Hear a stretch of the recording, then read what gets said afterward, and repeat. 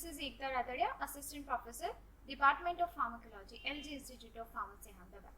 I welcome you all to this MOOC series, an initiative taken by LJ Groups of Institute. So, in this session, I would be discussing about the basics of clinical pharmacy.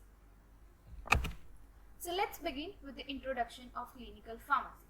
What do you mean by clinical pharmacy exactly? So, it is the area of pharmacy which is concerned with the science and practical knowledge of the rational use of medicines. Now, what do you mean by pharmaceutical care? Pharmaceutical care, it is the direct approach which is responsible for the provision of medications related to the care for the purpose of achieving the definite outcome which improves a patient's quality of life. Now, what are the goals of clinical pharmacy? So, it is to promote the correct and appropriate use of medical products and devices. So, the activities including maximizing the clinical effect of any medicines, minimizing the risk of treatment-induced adverse events or adverse drug reactions, minimizing the expenditures of pharmacological treatments. Now, there are different level of actions for clinical pharmacist. So, it is categorized basically in 3 different levels. So, first is before handling the prescription. So, the factors including clinical trials, formularies, which is hospital formulary, drug related information or drug related policies are included in the first step of clinical pharmacist actions. Level 2, it includes the during process of prescription.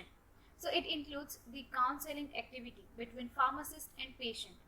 Clinical pharmacists, they can influence the attitude and priorities of prescribers in their choice of correct treatments. They are involved in the monitoring, detecting and preventing the medication related problems or medication errors.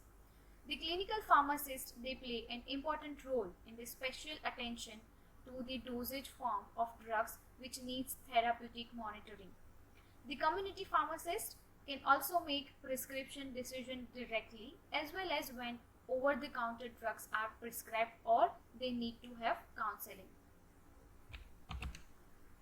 Medication related problems. So there are certain problems which are classified under the medication related problems for the medication error, untreated indications, improper drug selection, subtherapeutic dosage, medication failure to receive, adverse drug reactions, drug-drug interaction, drug-food interaction, or medication use without proper direction or indication. The third step is the action for clinical pharmacist is after the prescription. So it includes certain counseling activities. They are the preparation of personalized formulation, drug use evaluation ratio, outcome of research and pharmacoeconomic studies. Now, the activities of clinical pharmacist. So, consulting, analyzing therapies, then advising healthcare professionals on the correctness of drug therapy and providing pharmaceutical care to the patients both at hospital as well as at community level. The second is selection of drug, defining drug formularies or limiting list of drugs in collaboration with hospital doctors, general practitioners and decision makers. The third action is drug information or seeking drug information and critically evaluating the scientific literature or organizing information for both the healthcare practitioner as well as the patient. Pharmacoeconomy. It is the right using of the result of clinical trial and outcome of that particular study to determine the cost-effective evaluations. Next, they are also engaged in teaching and training programs. So, pre and post-graduate teaching activities which are being to provide training as well as education programs for pharmacists and other healthcare practitioners or team. Information sources. So, the information source could serve as medical record, patient, family or healthcare team. Medical record. So here it is the list of information which do contains medical record. Admission information, initial history, physical examination, progress notes including consultations, nursing notes, laboratory data, diagnostic procedures, radiology, surgery, orders, medication administration orders and consent forms. Now there are some particular areas of clinical pharmacy. So it includes ambulatory area, critical care, drug information centers or drug information, geriatric and long-term care, internal medicine and subspecialties, cardiology, endocrinology, gastroenterology, infectious disease and neurology. It also includes the areas of nephrology, obstetrics and gynecology, pulmonary disease, psychiatry, rheumatology, nuclear pharmacy, pediatrics, pharmacokinetics and surgery. Now clinical pharmacokinetics. It is a very important term of clinical pharmacy. Clinical pharmacokinetics, it is the process of applying pharmacokinetic knowledge or principles to determine or identify the dosage regimen of specific drug product for specific patient to maximize or increase the pharmacotherapeutic effect and to minimize the toxic effect or adverse drug reaction. TDM meaning therapeutic drug monitoring. The application of these principles, they requires an understanding, proper understanding of the absorption, distribution, metabolism and excretion characteristics of specific drug products in particular diseases as well as patient populations. Drugs which requires to be monitored or the drugs which require TDM meaning therapeutic drug monitoring. So the drugs which are in the range between minimal effectiveness and toxicity is narrow. So they are termed as narrow therapeutic index drugs.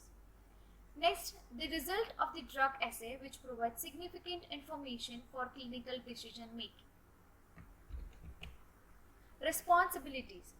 Responsibilities including designing patient-specific drug dosage regimens. It includes recommending or scheduling measurement of drugs concentration or in the measurement of that particular biological fluid in plasma. It includes monitoring and adjusting of dosage forms.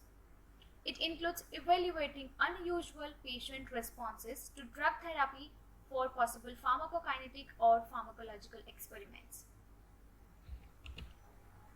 It includes communication, communicating between the patient-specific drug therapy information to the physician, nurses and other clinical practitioners and to patients as well, orally and in writing or including the documented form of this in the patient's health record. It includes educating pharmacists, physicians, other healthcare professionals including nurses and other clinical practitioners about the basics of clinical pharmacokinetics, their principle and appropriate indication for clinical pharmacokinetic monitoring, including the cost-effective use of drug concentration measurements. It also includes development of quality assurance program for documenting the approved or economic benefits, which promotes the collaborative relationships with other individual or department involving drug therapy. Pharmacists with specialized education, training or experience may have the right opportunity to assume the following additional responsibilities. It includes designing and conducting of research program or research activities. It includes developing and applying the computer programs and point of care information system to increase or enhance the accuracy and sophistication of pharmacokinetic modeling and application to adhere to pharmaceutical care. The important responsibility includes serving as an expert consultant to pharmacists with a general background in clinical pharmacokinetic monitoring.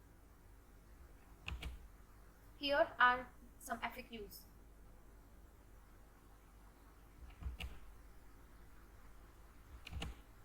Thank you. Please do like, share and subscribe our YouTube channel Pharma Ignite for more updates. Thank you.